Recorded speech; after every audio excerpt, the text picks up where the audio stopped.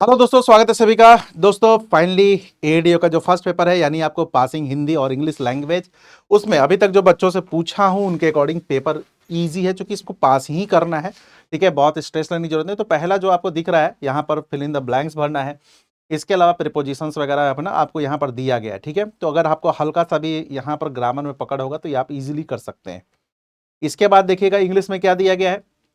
English में वही आपको यहाँ पर ईरर निकालने को दिया गया, वही एसएससी का पेपर। याद होगा कि मैंने बोला था कि जो एसएससी सेंट्रल लेवल एसएससी जो लेती है इंग्लिश का, अगर उसको अच्छे से कर लोगे तो आपका इजीली क्वालिफाई। तो ये सब एसएससी वगैरह में देखेगा कि आता है। तो यहाँ पर ईरर निकालने को दिया गया है। ठीक है, देखिए यहाँ पर इसके बाद आपको यहाँ पर कहा गया है कि अपोजिट मीनिंग बताना, करप्ट का, ऑनेस्ट, है ना। तो इससे थोड़ा सा आपको चीजें जो है, चूंकि हम लोग यहाँ पर बहुत टाइम नहीं करते हैं, अपॉट, पोलाइट, डल, ये सब आपको है आसान ही है, लग रहा है ना, बहुत ज़्यादा आपको यहाँ पर टफ नहीं लग रहा है। तो ये आपको जो है इंग्लिश पेपर पासिंग पेपर है। क्लियर। अब यहाँ पर देखिए सभी लोग, अब इसी में ही हिंदी भी है, सामान्य हिंदी। देखो हिंदी में भी पास ही करना है, सभी को पता है हिंदी में भी पास ही करना था।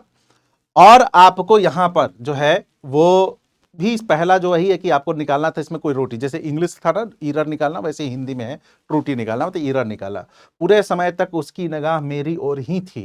ठीक है, इसमें कौन सा बात सही है, चोरी पकड़े जाने पर। तो ये देखिएगा, ये मैं जस्ट आपको एक बता दे रहा हूं, और इसका आपको पीडीएफ मिल जाएगा अभय सर पीडब्ल्यू वाले ग्रुप में।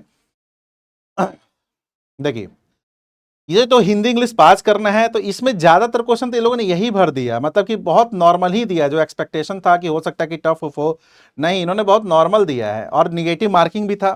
तो जो बच्चे आगे आने वाले 2 शिफ्ट अभी और है ना, एक 17 वाला, एक आपको 19-20 वाला, तो उसमें थोड़ा सा ध्यान रखें। अब इन्होंने कहा कि अशुद्ध शब्द इसमें कौन लिखा हुआ है, शुद्ध अशुद्ध। देखिए भाई, हम लोग जब क्लास लेते हैं तो उसमें कई बच्चों का बहुत स्पेलिंग मिस्टेक होता है, देख लो कैसे क्या क्या लिखना आता है। अतिशयोक्ति है, देखो यहाँ पर ये होगा। इसके बाद देखो व्यक्तिगत, ठीक है वो तो, जिजीविसा, आशीर्वाद कैसे लिखते हैं, इजी ही क्वेश्चन है। क्योंकि मेन तो पता चलता है कि जो बच्चे रहते हैं क्लासरूम में, उनको एग्जैक्ट पता चलता है कि एग्जैक्ट पेपर है क्या, है ना। क्लासरूम में जो आपको होता है वही प्रेशर है, नहीं है, टफ है, आसान है। क्योंकि बाहर पेपर आता है तो चीज़ें इजीली लगती हैं। इसलिए मैंने बच्चों से ही पूछा, अभी तक मैं 10-15 बच्चों से पूछा हूँ। तो आपको यहाँ पर पेपर बच्चे कहेंगे सर बन गया है, पासिंग मार्क्स है, बहुत रिस्क नहीं लिए हैं, जितना सही था मोर देन सेफ साइड करके हम छोड़ दिए हैं।